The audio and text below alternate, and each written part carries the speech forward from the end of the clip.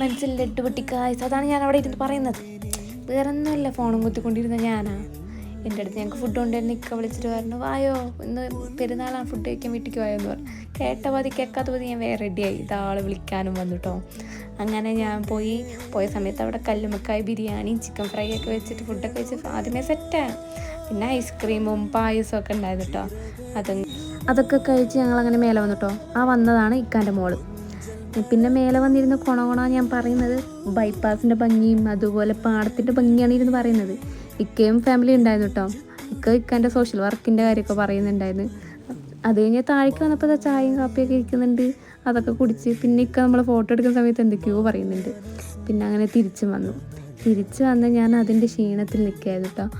12 മണിയാകുമ്പോൾ പോയതാണ്. പിന്നെ തിരിച്ചു വന്നപ്പോൾ 5:30 നല്ല അടിപൊളി ബിരിയാണിയൊക്കെ കഴിച്ച് വന്നതിൻ്റെ ക്ഷീണം. ഇനി പോയി കിടന്നുറങ്ങട്ടെ. ബൈ.